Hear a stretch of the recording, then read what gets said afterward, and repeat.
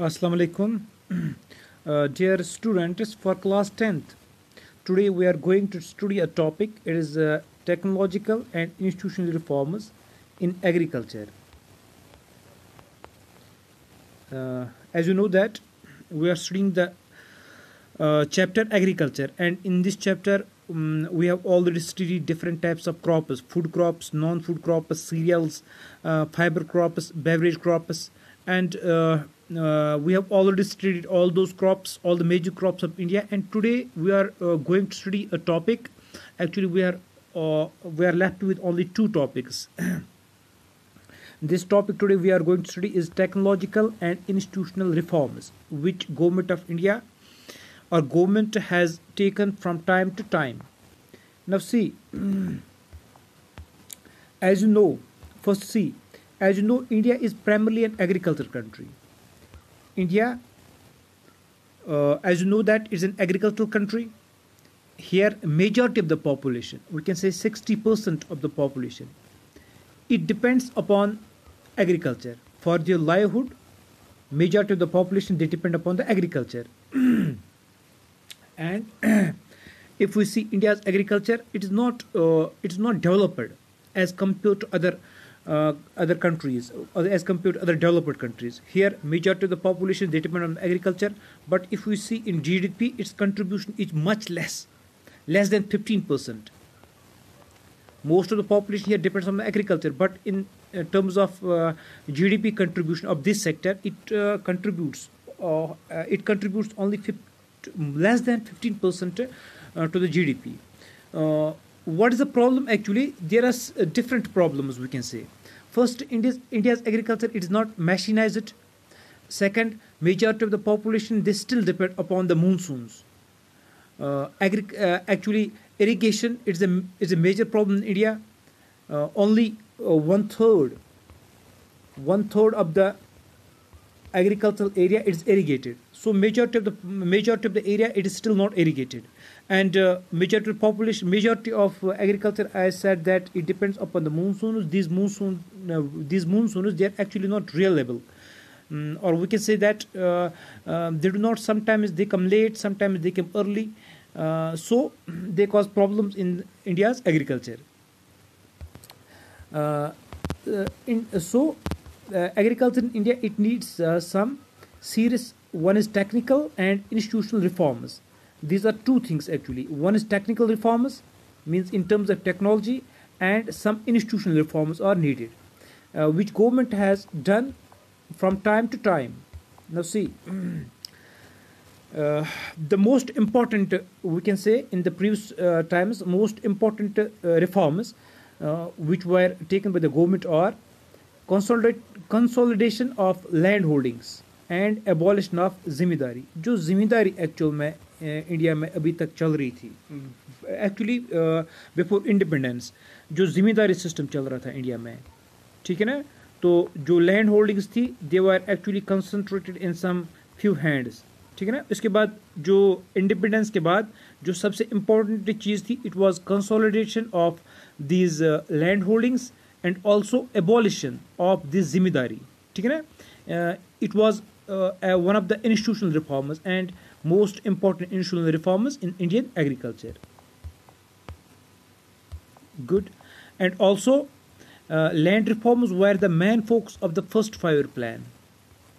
Actual में जब independence हुई इंडिया की, तो 5-year प्लान्स बने, ठीक है ना. 5-year प्लान्स, ये जो इकोनॉमी में पढ़ते हैं हम, ये 5-year प्लान्स, जब इंडिपेंडेंस हुई तो रशिया से इनको कॉपी किया गया था इन 5-year प्लान्स को. मतलब 5 years में डिवाइड किए जाते थे ये ईयर्स. तो 5 years के लिए कोई सेट गोल्स हुआ करते थे, ठीक है ना. तो जो फर्स्ट 5-year प्लान था, इसमें ज़्यादातर जो तरजीह दी गई थी, it was industries and agriculture, ठीक है ना. इंडस्ट्रीज में सबसे ज़्यादा जो था, इट वाज लैंड रिफॉर्म्स, ठीक है ना. लैंड रिफॉर्म जो था, it was a major focus of the first 5-year plan. जो इंडिया का जो फर्स्ट 5-year प्लान था, तो इसमें जो सबसे इम्पोर्टेंट जो था, इट वाज लैंड रिफॉर्म्स. जो इंडिया में जो लैंड रिफॉर्म्स है, we can say the institutional reforms जो है, they were given major focus in this. Good. Yes. the green revolution based upon the use of the package technology and the white revolution. See, ये एक important step था India की agriculture में, ठीक है ना. जो ग्रीन रिवोल्यूशन, जो ग्रीन रिवोल्यूशन जो है, ग्रीन रिवोल्यूशन किसे कहते हैं? Green revolution, it was actually we can say a revolution in actually two crops. It was rice and it was wheat, ठीक है ना. इन दो क्रॉप्स में एक रेवोल्यूशन था, ठीक है ना. इनकी जो प्रोडक्शन जो थी वो बहुत ज़्यादा बढ़ गई, ठीक है ना. जो ग्रीन रेवोल्यूशन के सीड्स थे, they were actually bought from the Mexico से इनको लाया गया था, ठीक है ना. तो इंडिया में एक्सपेरिमेंटल बेसिस पे ये सक्सेस भी हो गए, ठीक है ना. तो किन दो क्रॉप्स में ये सक्सेस हो गए? स्पेशली राइस एंड व्हीट, ठीक है ना. तो ग्रीन रेवोल्यूशन जो था, इट वाज प्रोबेबली इन 66 और 67 का जो एग्रीकल्चर ईयर था, इसमें पहली बार जो है इंडिया में ग्रीन रिवोल्यूशन के सीड जो है वो एक्सपेरिमेंट किए गए थे and they were successful specially in these two crops, rice and wheat, ठीक है ना. एंड द वाइट रिवोल्यूशन, ठीक है ना, which was called as which are named as operation flood, ठीक है ना. It was in terms of milk, ठीक है ना. These two revolutions, the green revolution and white revolution, operation flood, there were some strategy initiated to improve the Indian agriculture. ये दो जो important जो terms थी, one was green revolution, ये जो step था इंडिया में, and white revolution, ठीक है ना. इन पे बहुत ज़्यादा काम हुआ इंडिया में, तो इनकी वजह से जो है ये मोस्ट इम्पॉर्टेंट स्ट्रेटजीज थी एक्चुअली, ठीक है ना, इंडियन एग्रीकल्चर को इम्प्रूव करने के लिए. It was green revolution and white revolution. Good.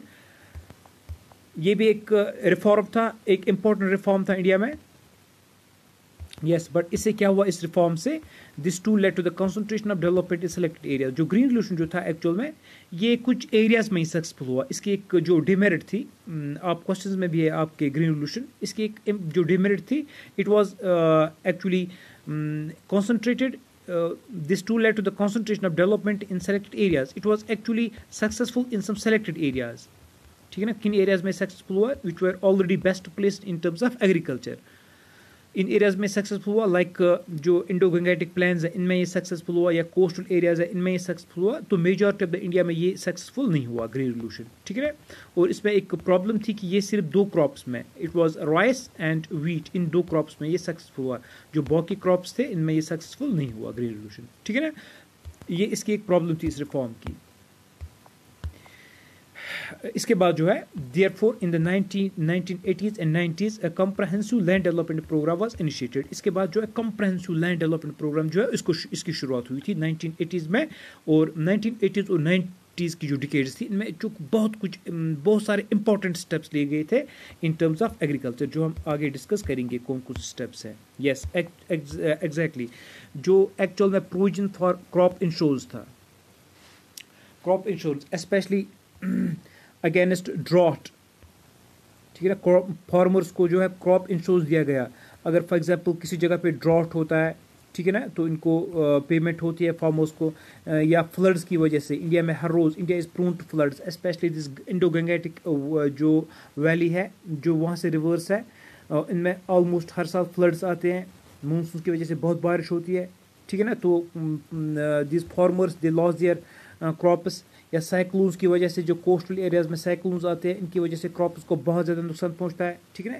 या sometimes by fire and sometimes by diseases, ठीक है ना. इन जो जैसे मैंने कहा कि 1980s और 1990 की जो डिकेड थी, 1980s और 1990 की जो डिकेड थी, इसमें ये जो कुछ इंस्टीट्यूशनल रिफॉर्म्स थे ये इंपॉर्टेंट थे. It was provision for the crop insurance, ठीक है ना. क्रॉप इंश्योरेंस को फार्मर्स को दिया जाने लगा against this droughts, against floods, against cyclones, against fire and against diseases. ये एक बहुत ज़्यादा इंपॉर्टेंट इंस्टीट्यूशनल रिफॉर्म था इसके लिए, एग्रीकल्चर के लिए. गुड. और एक इम्पॉर्टेंट जो रिफॉर्म था, it was establishment of Gramin banks. जो विलेज में बैंक्स एस्टेब्लिश किए गए, ठीक है ना. या कोऑपरेटिव सोसाइटीज़ जिनमें बहुत सारे लोग मिलके काम करते हैं, जैसे कि फॉर एग्जांपल ये स्पेशली जो है इन terms of milk, cooperative societies बनाई कि लोग मिलकर काम करते हैं, ठीक है ना, वो बहुत सारा बेनिफिट उठा सकते हैं इससे। And banks for providing loan facility, ठीक है ना, तो ये भी कुछ इंपॉर्टेंट रिफॉर्म्स थे। Establishment of Gramin banks to give credit to this farmers, ठीक है ना, कोऑपरेटिव सोसाइटीज़ बनाई गई। एंड banks जो है they were established for providing loan facility to the farmers. It was also an important reform. Yes, एक और important reform जिसकी बात हम करते हैं, it is किसान credit cards. किसान को credit cards दिए गए, ठीक है ना, and also personal accident insurance schemes were some other schemes for the farmers. ये दो भी जो थी important schemes थी. It was किसान credit cards and personal accident insurance, ठीक है ना, schemes which wire meant for the farmers, जिनकी वजह से फार्मर्स को बहुत ज़्यादा बेनिफिट जो है वो पहुंच गया, ठीक है ना। इसके अलावा अगर हम बात करते हैं इंडियन एग्रीकल्चर में जो रिफॉर्म्स थी, तो और एक जो इम्पोर्टेंट चीज़ थी, जो मिडल मैन थे,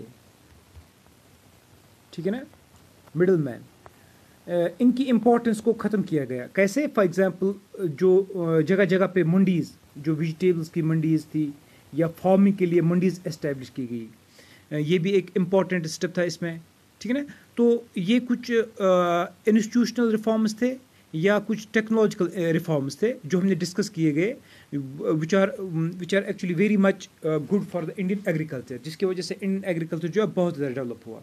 आज इसलिए देखते हैं हम इंडिया में जो है, इंडिया बहुत सारे crops like rice, like wheat, ठीक है ना, या पल्सेस, बहुत सारे क्रॉप्स में इंडिया आज वर्ल्ड में नंबर 1 पे है, या बहुत सारे क्रॉप्स जो है इंडिया आज नंबर 2 पे है, या बहुत सारे फ्रूट्स जो है ट्रॉपिकल फ्रूट्स आप देखोगे, ठीक है ना, या टेम्परेट फ्रूट्स इंडिया इज़, या वेजिटेबल्स में देखोगे आप इंडिया नंबर 1 पे है, नंबर 2 पे है, या इंडिया बहुत अच्छा कर रहा है आज एग्रीकल्चर में। It was actually because of this reforms, जो रिफॉर्म्स जो है एग्रीकल्चर के लिए, जो टेक्नोलॉजिकल एंड इंस्टीट्यूशनल रिफॉर्म्स जो है from time to time government of India ने इसके लिए लिए, ठीक है ना। चलो, thank you very much. Next topic discuss करेंगे इंशाल्लाह नेक्स्ट वीडियो लेक्चर में।